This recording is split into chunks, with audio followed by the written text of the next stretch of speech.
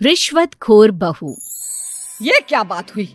तुझे पता भी है तो क्या बोल रही है बहू? एकदम सही बोल रही हूँ। अगर आपको मुझसे अपनी इन ऐंठन भरे घुटनों की मालिश करानी है तो मुझे वो देना पड़ेगा जो मैं मांग रही हूँ। एक हाथ दो और दूसरे हाथ लो, सिंपल।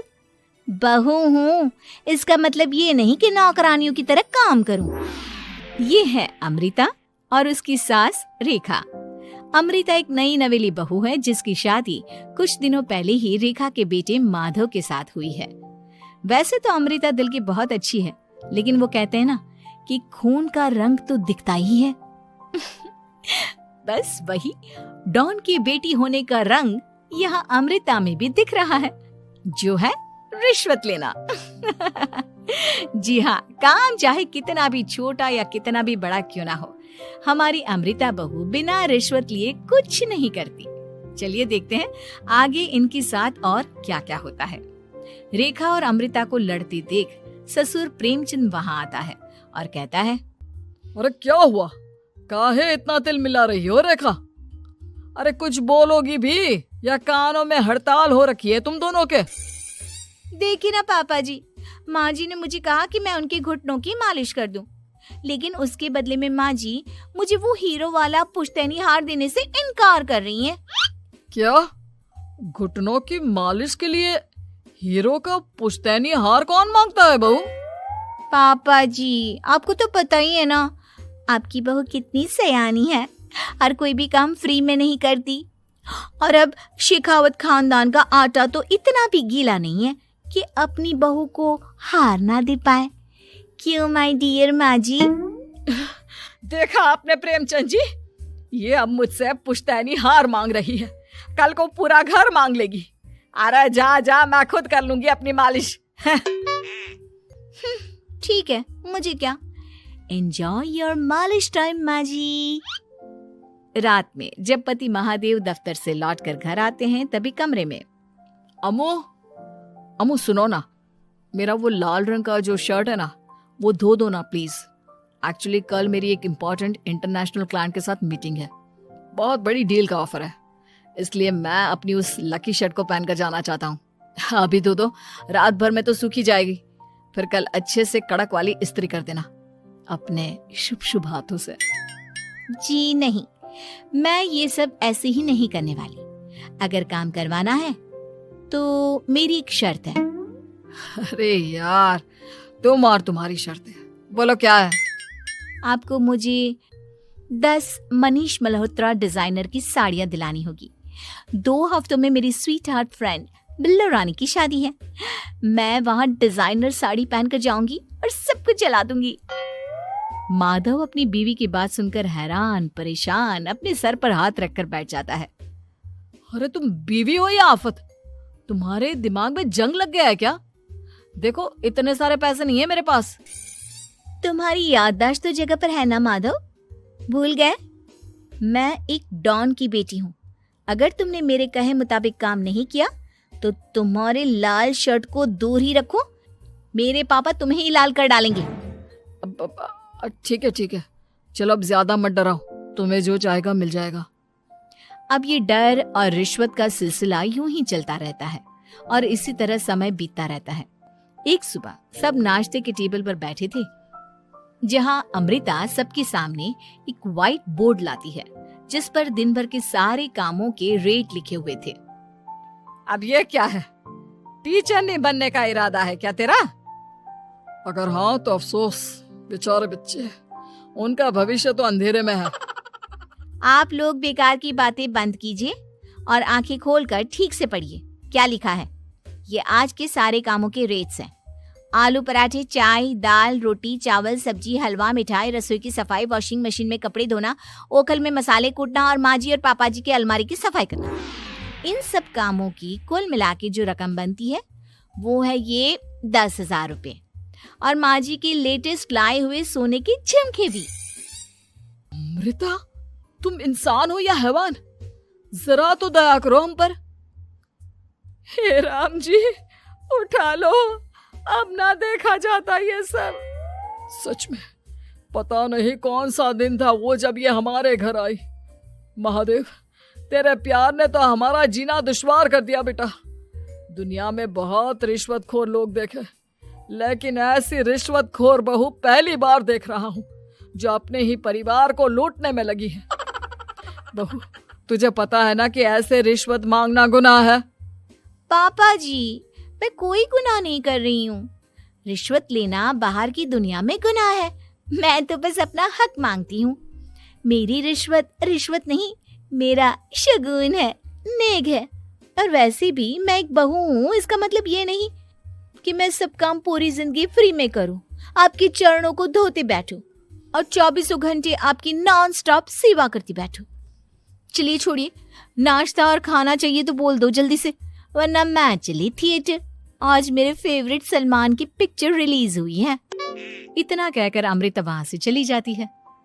इस बेवकूफ का जल्दी कुछ करना पड़ेगा। कुछ दिनों बाद घर में पूजा रखी थी और पूजा में 11 पंडितों का खाना बनाने के लिए कहा जाता है, वो भी नई बहू के हाथों से। देखो अमृता बहू, आज घर में पूजा है, 11 पंडितों को खाना खिलाना है। 56 भोग बना पाओगी?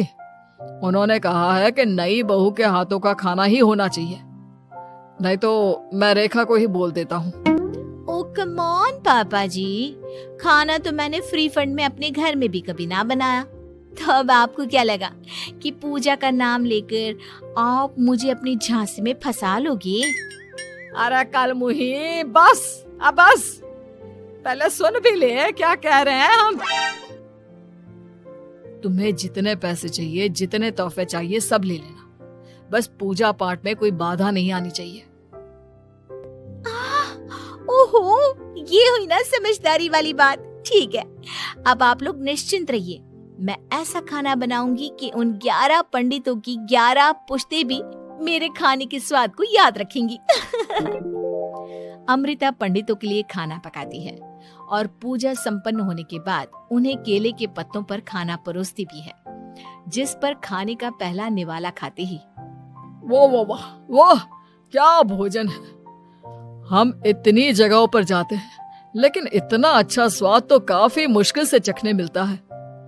रेखा जी, प्रेमचंद भाई साहब, आप लोग सच में भाग्यवान हो कि आपको इतनी सर्वगुण संपन्न बहू मिली है, जिसके हाथों में साक्षात माँ अन्नपूर्णा विराजती है।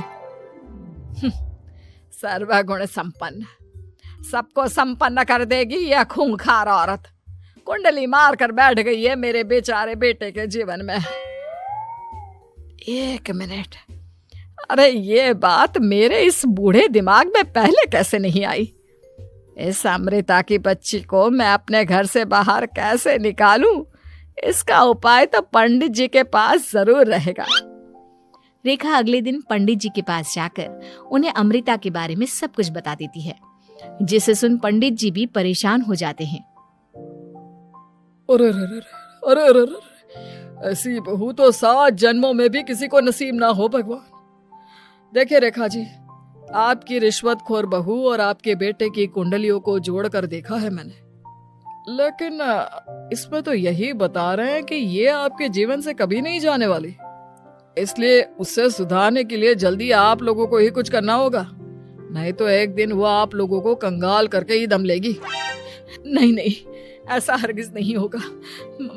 मैं कुछ करूंगी, हाथ पे हाथ धरे नहीं बैठूंगी मैं। वहीं घर पर अमृता को ये पता चल जाता है कि उसकी सास रेखा पंडित जी के पास उसकी और महादेव की कुंडलियां लेकर गई थी, और इस पर जब रेखा घर लौटती है तब वाह माँ जी वाह, बहुत ही ज्यादा सयानी निकली अब तो। लेकिन मैं आपको एक बात बताना चाहती हूँ कि मेरी और महादेव की कुंडलियां जोड़कर पूजा पाठ और हवन करके भी कुछ नहीं मिलेगा, क्योंकि मैं ऐसी बला हूं जो आप सबकी जिंदगियों से अब कभी नहीं टलने वाली, फिर चाहे आप कितने भी टोटके हवन या उपाय कर लें। तो खुद को समझती क्या है रे बदतमीज, तुझसे बात करना तो दूर, मुझे तो तेरी शक्ल देखना भी नहीं पसंद। अब सास बहू के बीच एक अनकहा सा युद्ध छिड़ जाता है। दिन बीतने लगते हैं, लेकिन एक दिन अचानक रेखा की तबीयत हद से ज्यादा खराब हो जाती है और उसे सांस लेने में भी काफी दिक्कत और परेशानी महसूस होती है। जब उसे डॉक्टर के पास ले जाया जाता है तब डॉक्टर चेकअप करके कहते हैं, देखिए, मैंने सारे टेस्ट करके देख लिए हैं और रिपोर्ट्स को क्रॉस चेक करके ये पता चला है कि रेखा जी को गंभीर दिल की बीमारी है। उनके फेफड़ों में भी काफी सूजन आ गई है। उनका जल्द से जल्द ऑपरेशन करना होगा, वरना आई एम सॉरी टू से उन्हें बचाना मुश्किल हो जाएगा। ये खबर सुनकर प्रेमचंद और माधव दोनों हक्का बक्का रह जाते हैं। लेकिन डॉक्टर साहब, कितने पैसे लगेंगे ऑपरेशन के लिए? और उसके बाद रेखा पूरी तरह ठीक तो हो जाएगी ना? जी हाँ, इस ऑपरेशन के बाद वो बिल्कुल ठीक हो जाएंगे, लेकिन वो तभी हो सकता है जब ऑपरेशन टाइम से हो पाएगा। और रही बात ऑपरेशन के खर्चे की, तो उसमें तकरीबन 6 से 7 लाख रुपए तक लग सकते हैं। जहां एक तरह सब रेखा की तबीयत और ऑपरेशन को लेकर परेशान होते हैं, वहीं घर पर रेखा को बिस्तर पर देखकर भी अमृता के अंदर जरा भी दया नहीं आती। ओ माँ जी, ये अपना फालतू का मेलोड्रामा बंद कीजिए ना आप। मुझे पता है आपको मुझे रिश्वत नहीं देनी है और घर के सारे काम मुझसे मुफ्त में करवाने हैं, इसीलिए आप ये सब कर रही हो ना। सीरियसली अमृता, ऐसे हालात में तुम ऐसी बातें कैसे कर सकती हो? हम यहाँ परेशान हैं कि ऑपरेशन कैसे कराएंगे, बैंक में इतने पैसे भी नहीं है, और तुम माँ को ताने सुना रही हो। अरे अमृता बहू, मैं भला ढोंग क्यों करूंगी? हम 6 से 7 लाख का बंदोबस्त कैसे करेंगे? करेंगे पापा, कैसे भी करेंगे। अमृता, अगर कभी भी जिंदगी में तुमने मुझसे सच्चा प्यार किया है, एक पल के लिए भी सही, तो तुम्हें आज इस परिवार, इस घर की नींव, मेरी माँ को बचाना होगा। हमने अपना सब कुछ तुम्हें दे दिया है, अब तुम्हारी बारी है अपने किए का हिसाब चुकाने की। मुझे पता है तुम्हारे अंदर भी दिल है। अमृता बिना कुछ कहे वहां से चली जाती है और अपने कमरे में जाकर वो अलमारी में से अपनी माँ की तस्वीर को निकालकर अपने सीने से लगाती है और भावुक हो जाती है। माँ, आपके जाने के बाद पापा ने ही मेरा ख्याल रखा, लेकिन उनकी वजह से ही मुझ में काफी बुरी आदतें भी आ गई। शायद मुझे इतना बुरा आपकी गैर मौजूदगी ने ही बनाया। मैंने कभी आपकी लोरी नहीं सुनी, आपकी गोद में नहीं सोई, आपके हाथों से अपने बालों की चंपी नहीं करवाई, क्योंकि वक्त से पहले ही आप मुझे यहाँ छोड़कर चली गई। लेकिन अब मैंने जितना भी इस घर से लिया है, उतना सूद समेत चुकाने की बारी आ गई है। अब मैं अपने रहते अपने प्यार को भी उसी दर्द से नहीं गुजरने दे सकती जो मैंने आपके नहीं होने से सहा है। अमृता तुरंत ही अपने सारे पैसे और गहने माधव को लौटा देती है और रेखा का ऑपरेशन किया जाता है। रेखा ठीक हो जाती है और जब घर आती है तब अमृता दरवाजे पर आरती की थाली लिए खड़ी होती है। वेलकम होम माँ जी, आई मिस्ड यू। पता है कितने दिनों से किसी के भी साथ लड़ाई नहीं की थी मैंने, और ना ही किसी से रिश्वत मिली मुझे। क्या? हमें तो लगा था कि तेरी अकल ठिकाने आ गई है, लेकिन तू तो अभी भी जैसी की तैसी ही है। माँ जी, पूरी बात तो सुनिए। हाँ, ये सच है कि मैं रिश्वत लिए बिना नहीं रह सकती लेकिन अब ना मेरी रिश्वत बदल गई है।